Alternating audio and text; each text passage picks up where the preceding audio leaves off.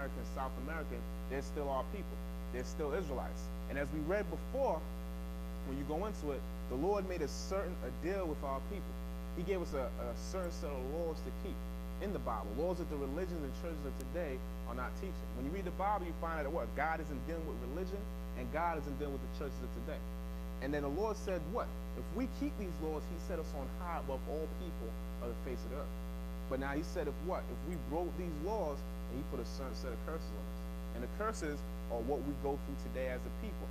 Us Hispanics, so-called American Negroes, and West Indians. So now we started in Deuteronomy 28 with the curses, so now let's finish up. Read Deuteronomy chapter 28 and read verse 43 again.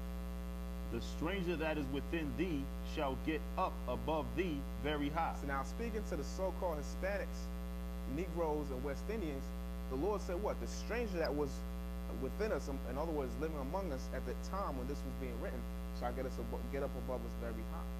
Now, who's the stranger? The stranger is someone of another nation other than Israel. So now, when you look at it, the so-called Hispanics, American Negroes, and West Indians are what? In a low state. That's why I said the other nations shall get up above us very high. We're in the ghettos and the slums. We get inferior education, inferior food in the supermarket. When you go to a lot of white neighborhoods, what? They have good grade A stuff. When you go to our neighborhoods, a lot of times the meat is green, or it's just low-key. Low-key meat, low quality, I should say. All right, but read on. Low grade, exactly. Read on. And thou shalt come down very low. And we have come down very low. Come on.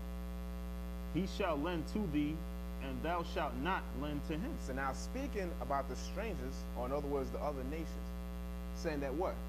The other nations will lend to us, so-called Hispanics, American Negroes, and West Indians, the real Jews, the real Israelites. What's that going into? When you need a loan for your house, where do you have to go? Not to our people, because our people don't have anything. All right? When you need a loan for college, where do you have to go? Not to our people, because our people don't have anything. You have to go to who? The government. And the government is run by what? So-called white people, other nations. Even when you go down to South America, our Hispanic brothers and sisters in South America, you have what? The officials that run those countries are not of Native Indian descent. Because the ones that are of Native Indian descent on the father's side, those are the real Jews, the real Israelites. But according to the curse that was put on our people here in the Bible, it says that what? The other nations would lend to us, and we would not lend to them.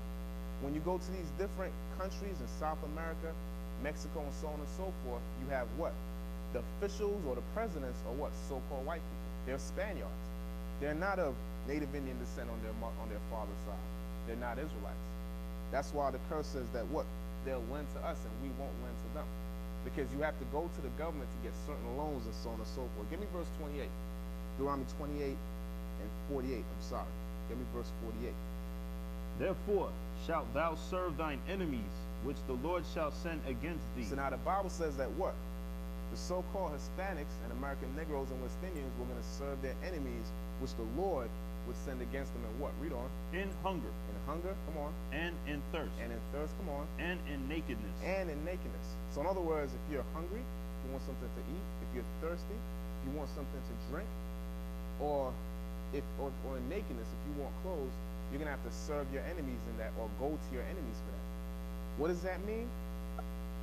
If you need something to eat, where do you have to go? The supermarket. And that's run by who? The other nations.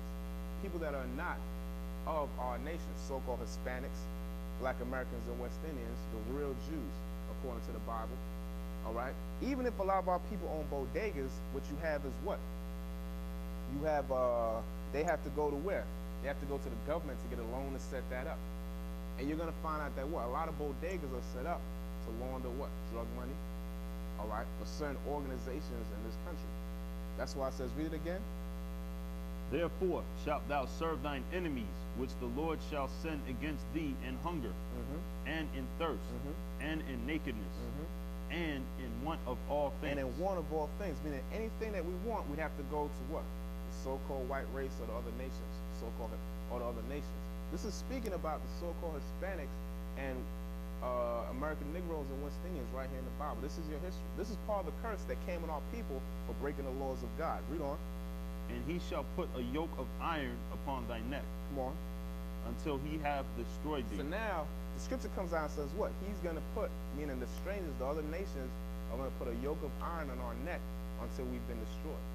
When you check out the history of the so-called Hispanic nations, because we're bringing out the Hispanics or the real Jews, the real Israelites, when you check it out, you find out that what? The white Spanish conquistadors, that what? They came over here with their ships and enslaved the native Indians, the Boricua and the Taino Indians in Puerto Rico and the Dominican Republic, all throughout Central and South America. And they did what? Read that part again.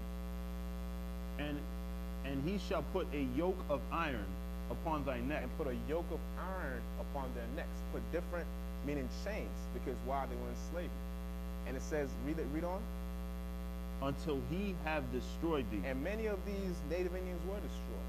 Because what do you have? You have certain islands such as Jamaica, St. Lucia, and different islands where the population of the native Indians, the real Jews, the Israelites, were completely extinct.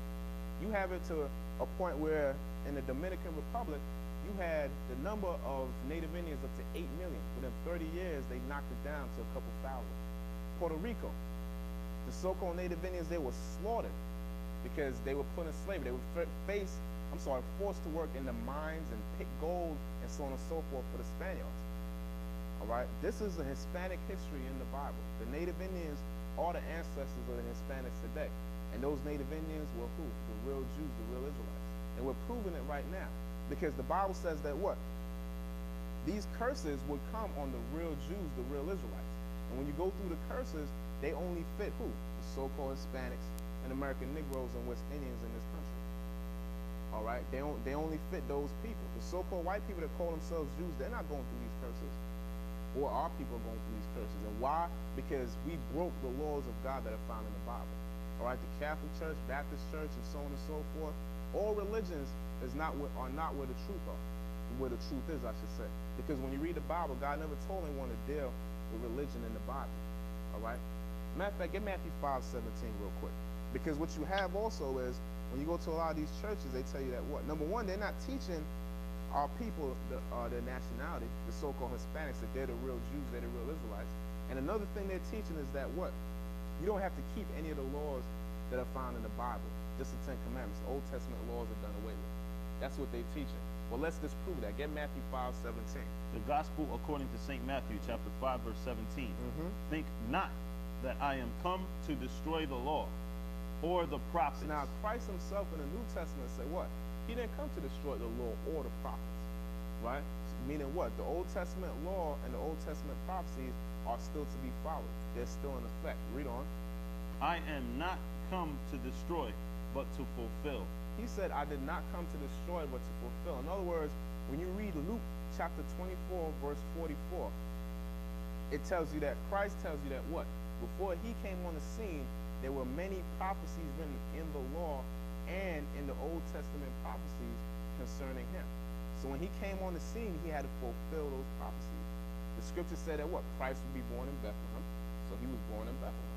It said that Christ would enter Jerusalem on a donkey. So he entered Jerusalem on a donkey. That's what it means, but to fulfill.